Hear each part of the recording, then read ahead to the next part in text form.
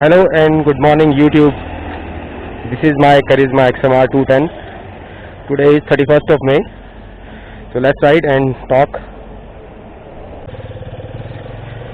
So as I was telling that today is 31st of May. I took the delivery of this motorcycle on 1st of March 2024. So today I have completed 3 months of ownership of this motorcycle, this beautiful motorcycle. I have ridden it 1435 kilometers, 1435 kilometers till now.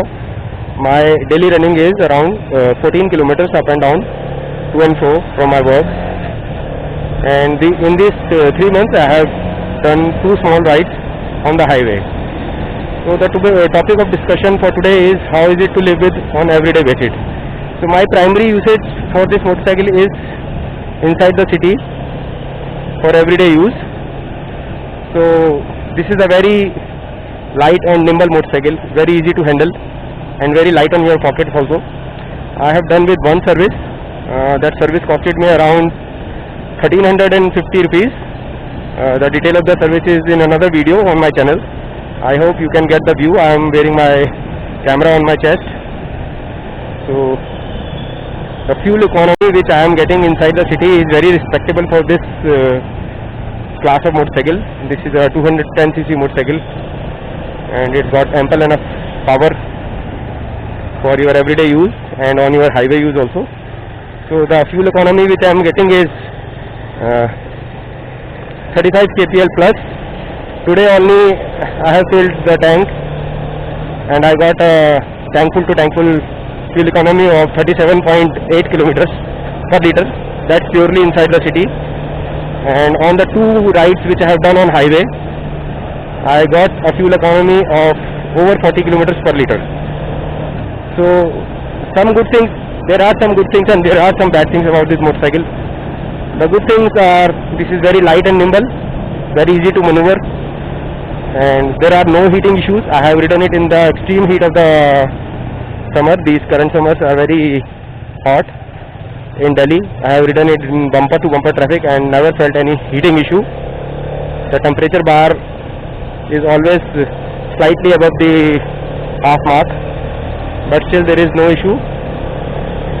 I can only feel the heat when I am standing on a traffic light and the fan is running. Little heat you can feel on your legs, on your calf. Otherwise there is no heating issues, and acceleration is always good. Even after getting very hot, the engine never lags.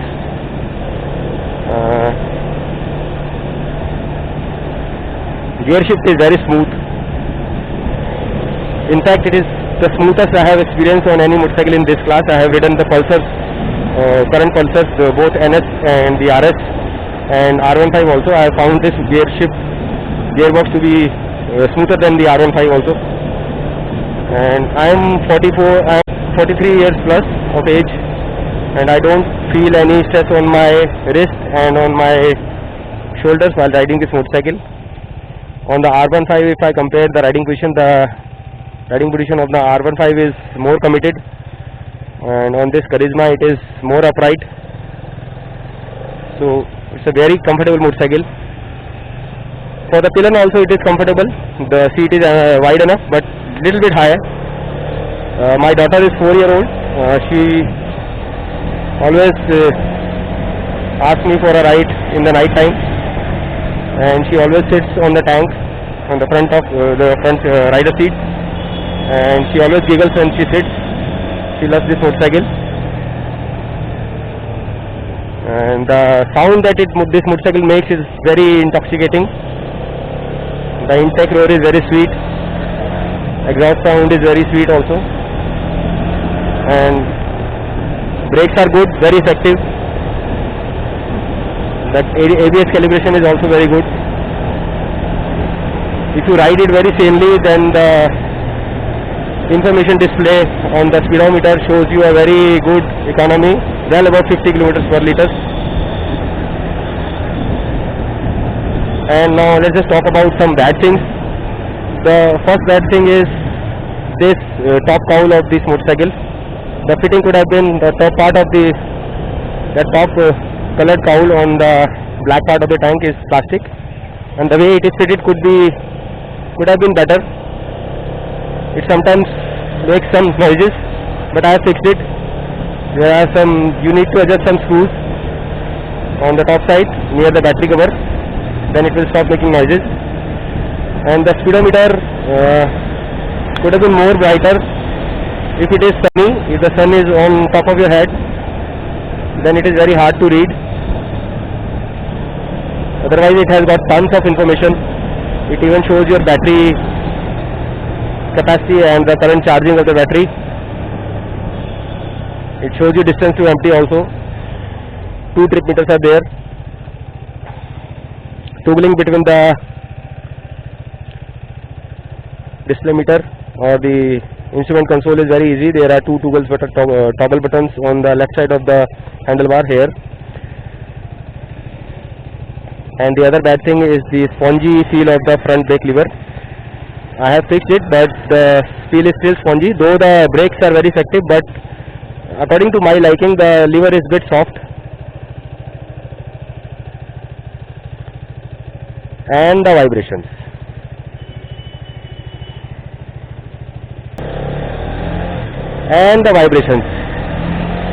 On many YouTube videos from good publications like Motorides, Autocar and other big publications, you must have heard that this motorcycle is vibe free. No, it is not vibe free. There are vibrations around 4000 to 5000 RPM mark, but these are characteristic vibrations of every single cylinder motorcycle which I have ridden. There is no single cylinder motorcycle which is vibration free. A Honda CB350 is an exception. It is way smoother than other single cylinder motorcycles.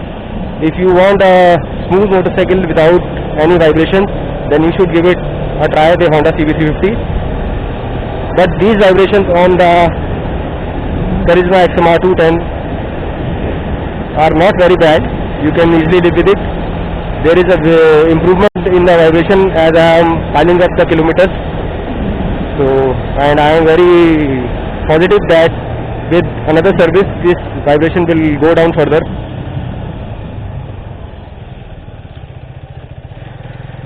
Gear shifts both up and down is very smooth, and the tractability of this motor is very effective, very good. You can even ride at a very low speed in even 4th or 5th gear. In 3rd gear you can ride as low as 18 to 19 kilometers per hour. Picking it up from that speed in even 3rd or 4th gear is very easy. Look, I dropped the speed to around 19 kilometers per hour, then I picked it up in 3rd gear and there is no issue. There is no stutter from the engine, there is no lag. Even if I am in 4th gear, look, now I am in 3rd gear, the speed dropped to 18 kilometers per hour and there is no lag, no stutters, no jerks. And on the highway also, this motorcycle is very composed, very well balanced. So this is my initial 3 month review of this motorcycle. I am very happy with my purchase. So I bought milk for today. I hope you can see. So as I am talking that this motorcycle is very capable for your everyday use and for your highway touring use also. It will not disappoint you, no matter what you have seen on YouTube. There are lots of negative videos about this motorcycle also. I have seen it. Some people are saying that this is not a well-built motorcycle. This is a very well-built motorcycle, and the service experience which I had with my previous Hero motorcycle and my Hero scooter, I can clearly say that I am not disappointed with the service of the Hero, at least here in Delhi. So I do recommend this motorcycle over the other motorcycles in this class. People are now comparing it with the Pulsar NS 250. Yes, that is cheaper by around 30,000 rupees. But I would still pick this motorcycle today if I have to buy a motorcycle now, and I would happily buy this motorcycle over the R15 or the Pulsar NS 250. In fact, the Pulsar NS 400 is slightly more expensive than this, but that is a different class. This class of 220 250cc class is very sweet and it is very usable for your daily use and for your highway duties. I hope this video will be helpful for you. Thanks guys, and thanks for watching. If you have anything to ask, please leave in comments. I would definitely try to answer.